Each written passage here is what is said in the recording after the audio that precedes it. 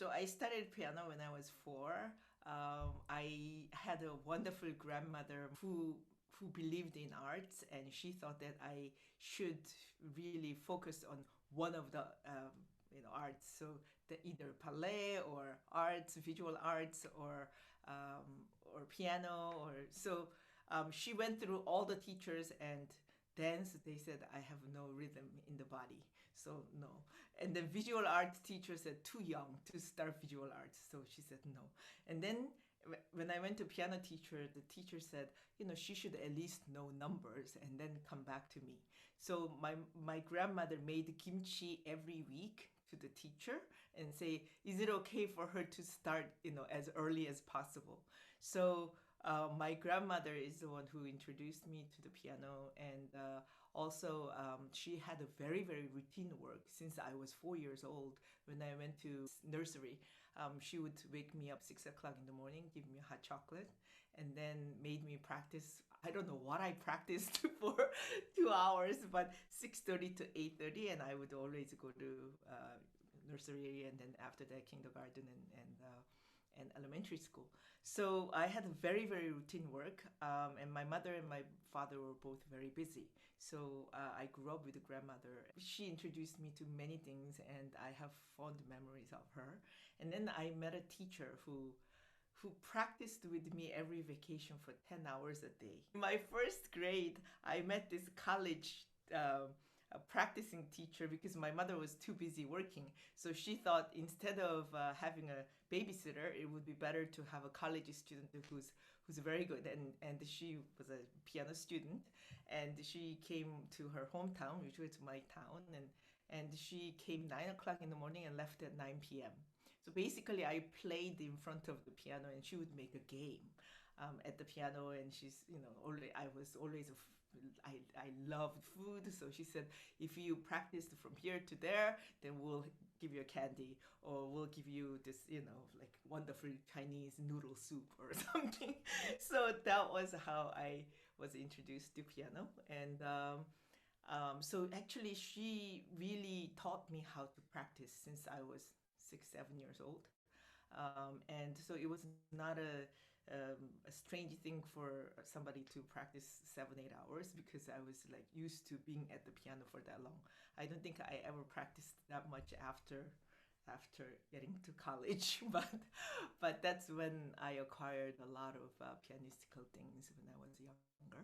And then when I came to the States, I met my queen, Miss Byun, Byun, and she just completely opened a new world for me. And then she used the word like imagination. You need to, have knowledge, and you have to read. And actually, in Korea at that time, we were really busy with academic courses and practice, so it was hard for us to read any kind of literature or get exposed to any movies. Those were not allowed. Those were considered as bad students thing to do.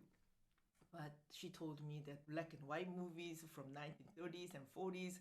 So I never heard of this actress named Greta Garbo and Clark Gable and you name it. So I started to watch black and white movies, and then she told me that I have to read. That you really have to be an avid reader. And actually, I came to the States because of due to this. Practicing teacher who was going to study in the States. So I was 14 years old in middle school, and she said, maybe it's time for you to go to the States with me. So she was newlywed, and I lived with her for a year, and then I went to Walnut Hill, and she's the one who introduced me to Miss Byun. And Miss Byun's teaching was something, it was just completely enlightening because I never met a teacher who would not push me, but actually just open the doors for me. So she would suddenly talk about, a lot of metaphors. "Hey, this is like a waterfall sound. Don't you think this is like a starry night? And, think of Milky Way." And I go like, what is this? And then for my, I think, first birthday, she gave me a poem of Pushkin. So I said, who is Pushkin? So I started to know about Chagall, Pushkin, but it was just slowly she introduced all these artists' names and just a wonderful world. And then I met her husband, Mr. Sherman, Russell Sherman, and I did. By then, I knew English, but when I spoke with him, I hardly knew few vocabularies that he was speaking, and I said, "Does he speak English or does he speak different language?" So his way of explaining things and how he opened the doors for me was just completely different. How can I say, like, different dimension. And when I went to college, and he made me memorize 20 vocabularies every lesson. He said, you don't even know what English means. And when you don't know these vocabularies, you really cannot think, because actually you think through your words. So so that was already after I arrived in America for 4 years, and I spoke okay English. He made me actually subscribe 7 different like literature magazines and science magazines and world of photography and all of this, and he made me go to museums every week, and I had to write paper, and he corrected every word. So I had all kinds of training, not just how to play the piano, but he said, without opening your minds and eyes and having all this inside of you, you would not know what to express. So that's when I started to realize I'm in for a kind of journey that it's not just piano, but it's something about whole world of who you are and what you see. How that experience affect who you are as a pianist? What I've learned is that there is no one answer, but there could be many, many answers.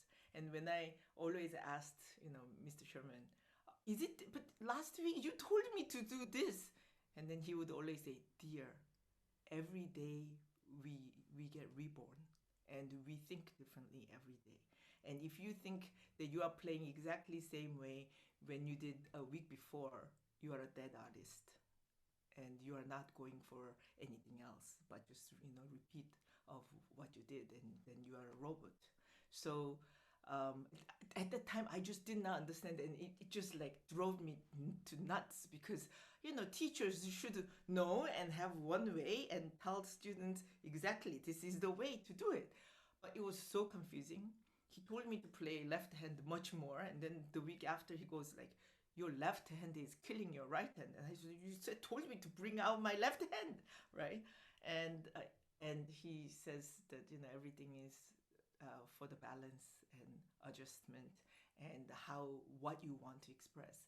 So creativity and imagination is where you start. I mean, I heard that like for about 20 years. Without imagination, you don't go anywhere.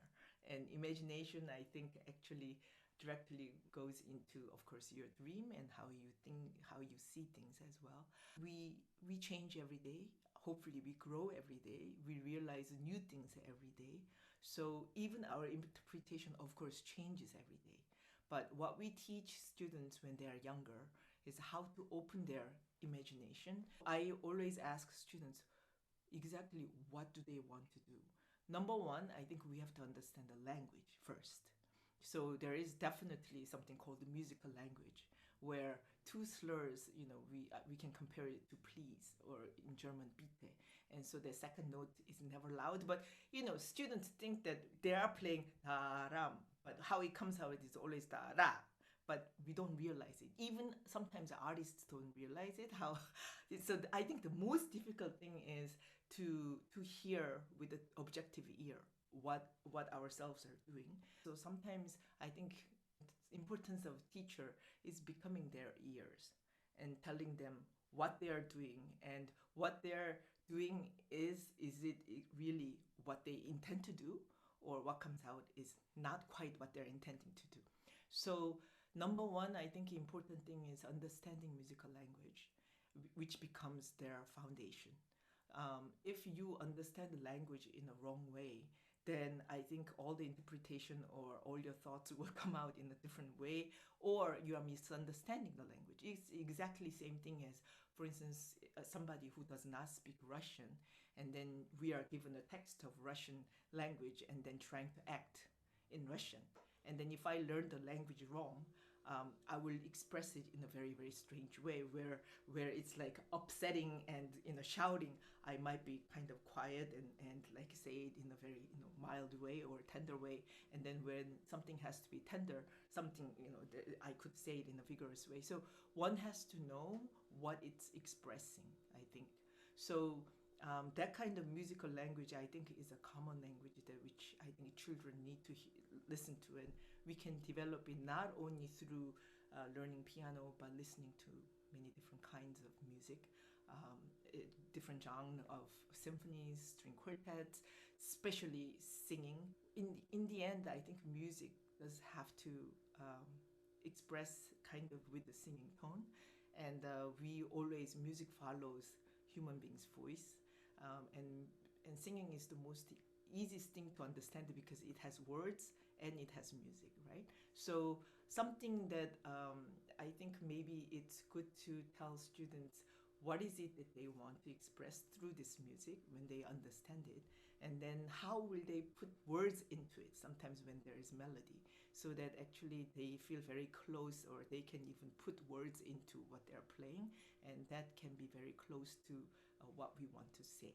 So interpretation is something that I think we grow with every day, with our knowledge and with our thoughts, and something. But the text, we have to understand the score, and we have to know the text of music, and then we can, I think, express in very free way.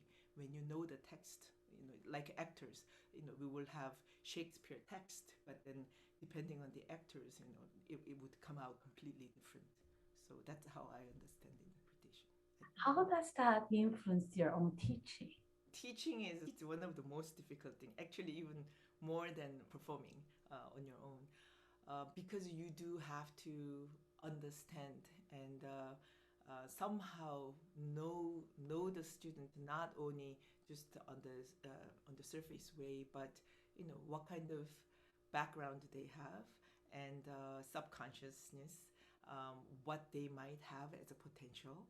And I think it's very, very important for the teacher to understand all that, to bring it out. Because when they're younger, actually, they still have so much potential and so many things underneath it that which we don't see and which we could actually bring it out. For the teacher to really know what is there, and it's like a blind person going in, but kind of has sensors, kind of to understand, which ground you're going into. So I think teachers' work is a little bit like that. So it's not only teaching them tools, but so you teach them tools to express and to bring out what they've been hiding or what they have not even realized. So I think there is enormous possibility in every student, and that it's so important for a teacher to really to know that, to expect it, and to find out, and to in a way garden. It's the same thing as gardening, watering, and you have to know when to water it, when to give soil, and when to change things. So I think that's how teachers have to see a student. Well, you came from Asian background, right? There's a cultural difference, and now you are teaching at one of the best conservatories in America, and then you're going back to Korea, and you're also a professor at a university there. Are you trying to bring some kind of a balance between two different cultures? Oh, yes, always balancing is the key word, I think. But of course, I think world is becoming closer. Globally, I think we are kind of now one world, because now everything is available online. So I see amazing, amazing talent when I come to Korea, and really young ones. I think they have a tremendous imagination and potential when they are younger. But when we go through teenage years, this is the most difficult time, especially between like age maybe 13 through 17, 18, because Asian countries, everything is so competitive. So even the ones who had amazing imaginations and creativity somehow gets a little bit locked into this competitiveness, where they feel like they need to win something, or this is like Olympics, and this is like at young age we have to win competitions, otherwise you don't get anywhere. But it's completely wrong. That's not why one does music. We really need to look at ourselves, and for classical music to really explore, and to be able to go into people's lives. We should not make younger ones always think that competition is the way to succeed in classical music, because it's not, and it's a lifetime work. And just because you won competitions don't mean that you will have a career.